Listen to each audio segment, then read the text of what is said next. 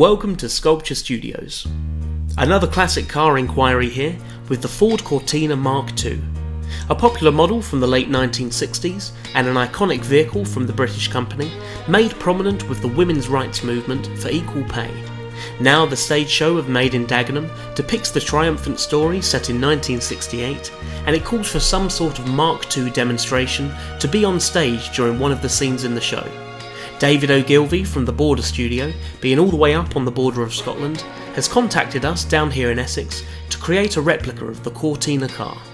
Much like the Volkswagen Beetle that we made for a P&O Cruise Liner stage show, we're only going to be making the front half of the car itself. The original plan for the Beetle was to take a mould of the front of a real car, but due to the size of the platform they had and the fact that they wanted the design to be squashed slightly, we had to carve that by hand at the new dimensions.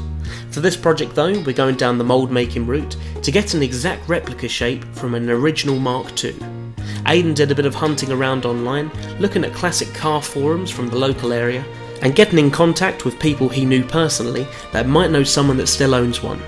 We were put in touch with Sid Hamilton from a Cortina Owners Club, and after a chat with Aidan about borrowing his car to take a mould from, and after he'd had a look at the website of the sort of work we do, he said he couldn't see why not. Aidan assured him there'd be no damage to the car and we'd take good care of it, so he was more than happy to bring it down to the studio. We took all the chrome work and the grille and the headlights off so that we could mould the entire front half, making sure we knew we kept everything in order for when it needs to be installed back on. We wrapped the car in a protective film and waxed the surface so everything could be removed easily, and we proceeded to lay up the mould. For this we're using plaster of Paris for what's known as a waste mould, meaning that we're only going to be taking one cast from it.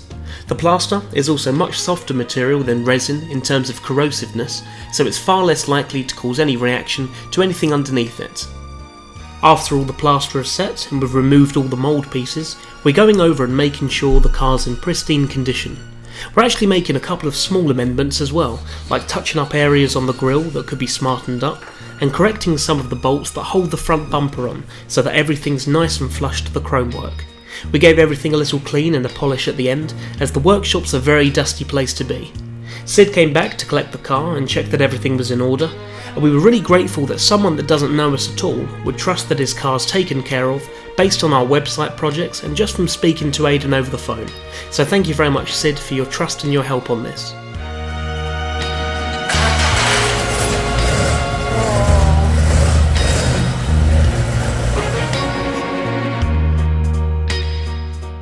Now that the mould is complete and we don't have any further need for the master pattern, we have a little tidy up in the studio and prepare the moulds for casting.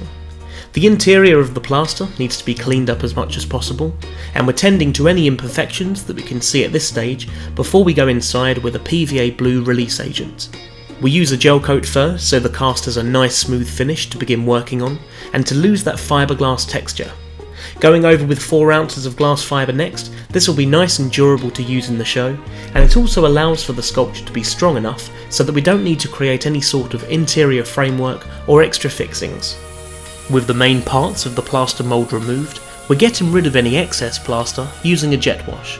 As this is a water-based material, this helps to break the plaster down and helps it pull away from the resin gel coat. Though it's normally advisable to trim the excess fiberglass off of the edges before letting it go near water, we've actually got the weather on our side here, and we've allowed the resin to cure properly for a few days in the heat. Normally when water is introduced to fiberglass, especially when it's in its raw fluffy state, as you could see around the edges earlier, the matte fibres act like tiny straws that actually soak up the moisture, causing something called osmosis. As it's nice and hot outside and the cast are being left out in the sun to dry fully, this shouldn't be a problem.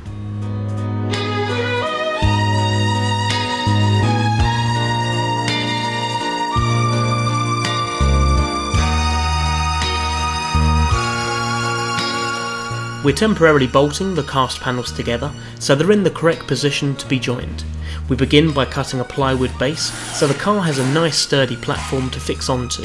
This will effectively be the chassis of the car, and we'll attach caster wheels onto the bottom of this so the actors and stagehands are able to easily manoeuvre the car on and off stage. The car wheels are being carved by hand from polystyrene and will be given a blanket coat of glass fibre. As these are only going to be for show and fixed solid to the body, the caster wheels are going to be doing all the load bearing and all the moving. Once everything's in position, the panels are then joined from the inside using glass fibre, and later we'll go over the inside of the entire car with a black flow coat resin. This darkens the interior and makes it neater and more uniform to look at, and it also makes the surface smoother and much safer to touch and handle. We've managed to get hold of some original Mark II car parts, so areas like the grille and the headlamps are completely genuine to make this even more authentic. We'd like to thank Rod Smith for getting in touch with us and for giving us access to these parts.